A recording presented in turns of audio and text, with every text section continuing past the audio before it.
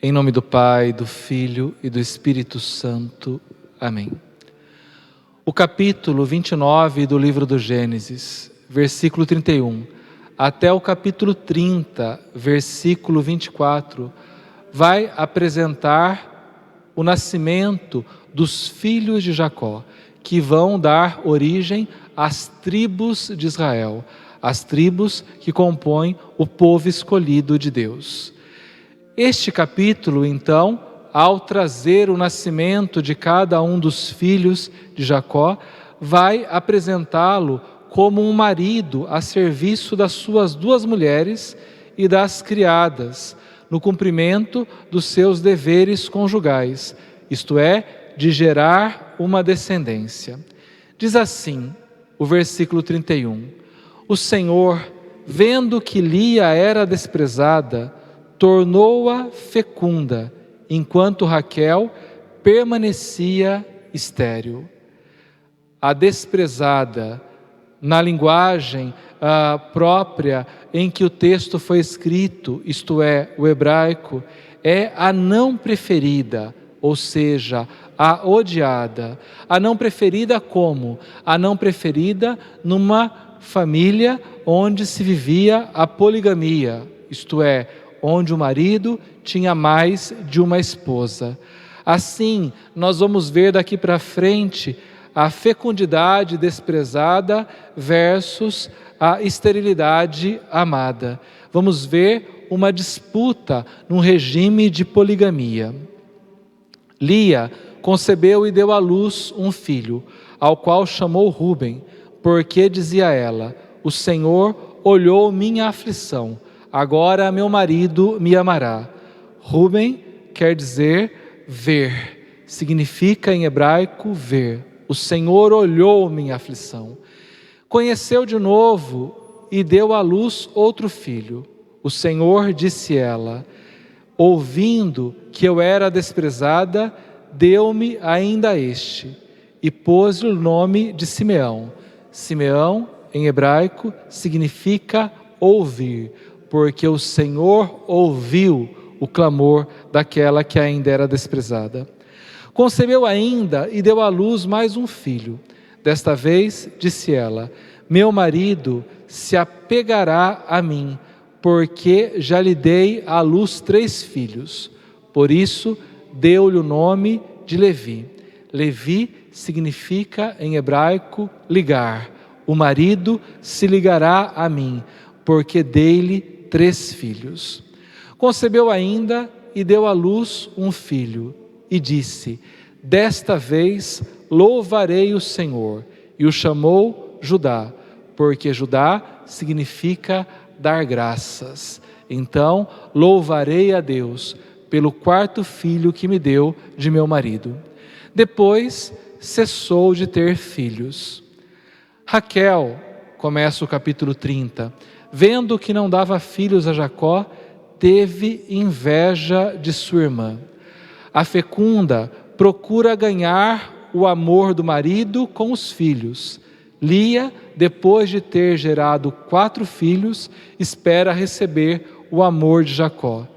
Ao passo que a preferida, isto é, a Raquel, o amor não basta, ela quer ter filhos também. Dá-me filhos, disse ela ao seu marido, senão morro. Trata-se de um ambiente onde se vive a poligamia e há a rivalidade entre as duas irmãs. A rivalidade que deveria vir até a ser regulada pela lei, como é possível ver, por exemplo, no livro do Deuteronômio, capítulo 21. Uma poligamia regulada para que não houvesse tamanha disputa entre as duas esposas que um homem tomou para si. E Jacó irritou-se com ela. Acaso, disse ele, posso eu pôr-me no lugar de Deus que te recusou a fecundidade? Recusar a fecundidade significa que aquela mulher que é estéril está fora da promessa que Deus fez a Abraão. de dar a ele uma posteridade numerosa como as estrelas do céu e como a areia da praia. A mulher estéril não iria cooperar com o cumprimento desta promessa. Daí ela enxergar-se como uma maldição. Eis minha serva Bala, toma, que ela dê a luz sobre os meus joelhos, e assim por ela eu terei também filhos. Então ela dá sua serva a seu marido, para que o filho da serva fosse considerado legitimamente seu filho. E como que era essa legitimação? Assim que nascesse, como diz o próprio texto, seria posto sobre os seus joelhos. Dessa forma, seria considerado seu filho. Deu-lhe, pois, por mulher sua escrava Bala, da qual se aproximou Jacó. Bala concebeu e deu à luz um filho a Jacó. Disse então Raquel: Deus fez-me justiça. Ele ouviu minha voz e deu-me um filho. Por isso ela o chamou Dan. Dan significa julgar, porque Deus me fez justiça, foi o que ela disse. Bala, escrava de Raquel, concebeu de novo e deu à luz um segundo filho a Jacó. Raquel disse: lutei contra minha irmã, junto de Deus, e venci. E deu ao menino o nome de Neftali. Neftali, em hebraico, significa competir, lutar. Lutou contra sua irmã, naquele regime de monogamia, ou melhor, de poligamia. Lutou contra sua irmã e agora sente que começa a vencer. Lia, vendo que não concebia mais, tomou sua escrava Zelfa e deu-a por mulher a Jacó. Zelfa, escrava de Lia, deu à luz um filho a Jacó. Lia disse: que sorte! E chamou-o Gade. Gade significa justamente sorte. Zelfa, escrava de Lia, deu à luz um segundo filho a Jacó. Lia disse: que felicidade! As mulheres me chamarão ditosa. E chamou-o Aser. Aser, em hebraico, felicidade. Um dia, por ocasião da ceifa, Rubem saiu ao campo e, tendo encontrado umas mandrágoras, levou-as à sua mãe Lia. Mandrágoras. Se supunha que tinham poderes afrodisíacos que levavam à fecundidade. Claro, segundo uma superstição da mentalidade da época. Raquel disse a Lia: rogo-te que me des as mandrágoras de teu filho. Lia respondeu: já não é bastante teres tomado o meu marido para que queiras ainda as mandrágoras do meu filho? Pois bem, tornou Raquel, em troca das mandrágoras do teu filho, que ele durma contigo esta noite. Ela vende então o seu direito de estar com seu marido naquela noite. Da mesma forma como Esaú vendeu o seu direito de primogenitura a Jacó. Nós vemos aqui se repetindo algo que já havia acontecido com Jacó, quando comprou o direito de primogenitura do seu irmão. À noite, quando Jacó voltou do campo, Lia saiu-lhe ao encontro. Vem comigo, disse ela, eu te aluguei em troca das mandrágoras do meu filho. Pagar pela prestação do marido é a última humilhação imposta a ele por Lia, aquela que nem era sua esposa amada. Por que uma humilhação? Porque se pagava para dormir com uma prostituta. Então, nesse momento, Jacó é tratado por Lia como os homens tratavam as prostitutas, pagando para se deitar com elas. E Jacó dormiu com ela aquela noite, submeteu-se a esta humilhação. Deus ouviu Lia, que concebeu e deu à luz um quinto filho a Jacó. Deus, disse ela, recompensou-me por ter dado minha escrava ao meu marido. E chamou Issacar. Issacar significa paga ou pagar. Por isso, recompensou-me por ter dado minha escrava ao meu marido. Pagou-me por isso. E disse, Deus deu-me, depois ela deu à luz um sexto filho. E disse, Deus deu-me um belo presente.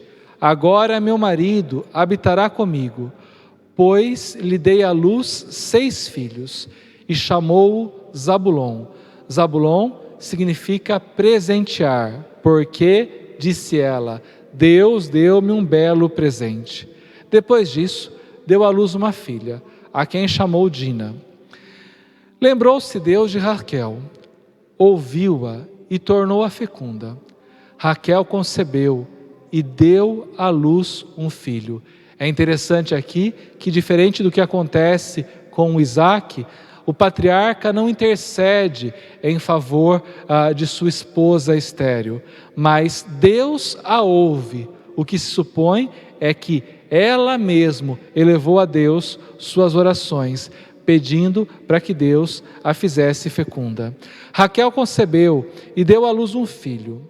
Deus, disse ela, tirou o meu opróbrio, isto é, minha vergonha, e chamou-o José, dizendo, dê-me o Senhor ainda outro filho.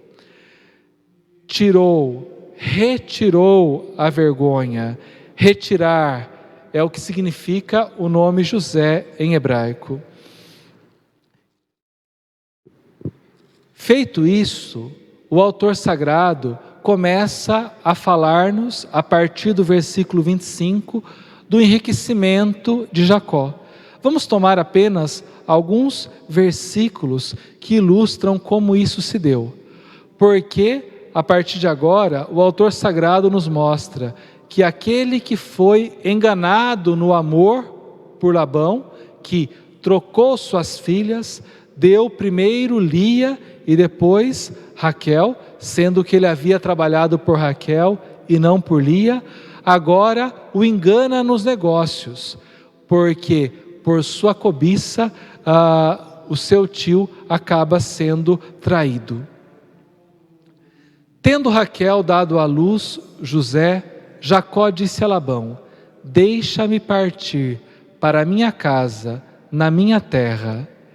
Então ele pede para sair dali, porque estava numa estadia provisória. Aquela não era a terra prometida aonde ele deveria viver.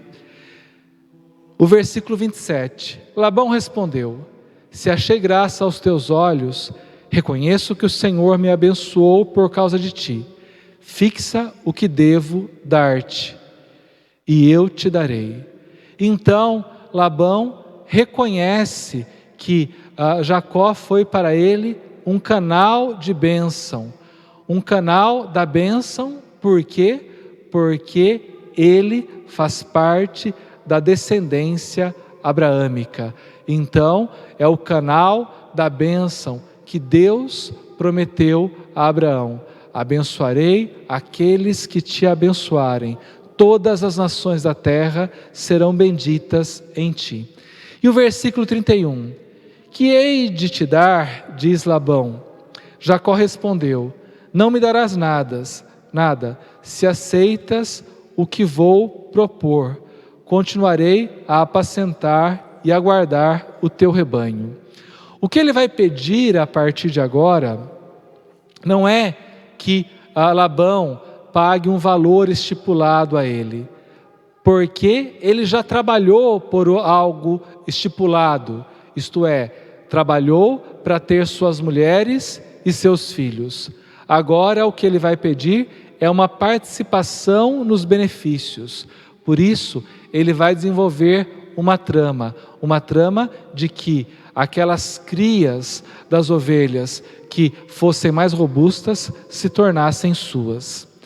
Daí o versículo 37 vai dizer assim, Jacó tomou então varas verdes de álamo, de amendoeira e de plátano, tirou-lhes parte da casca, fazendo faixas brancas, e deixando a nu o ramo. Uma crendice popular de que as ovelhas que olhassem para aquelas varas nasceriam malhadas ou manchadas, não é? Dessa forma, ele conseguiria manipular as crias de tal forma que as robustas passassem a lhe pertencer. Daí o versículo 42. Quando eram fracas, não punha as varas, de sorte que os cordeiros raquíticos eram para Labão e os vigorosos para ele. Ele usa de astúcia, usa de sagacidade para enriquecer. Esse homem tornou-se assim extremamente rico e teve muitos rebanhos, escravos e escravas, camelos e jumentos. Naquele contexto pastoril, a fecundidade do rebanho era sempre fonte de riqueza. E como seu rebanho vigoroso aumentou cada vez mais, Jacó se tornou cada vez mais rico, até se tornar mais rico do que o seu próprio tio Labão, a quem ele a princípio serviu como um empregado. Peço a você que, preparando-se para a nossa próxima aula, faça a leitura do capítulo 31 do livro do Gênesis, do versículo 1 até o versículo 44. Desça sobre vós a bênção do Deus Todo-Poderoso, que é Pai, Filho e Espírito Santo. Amém.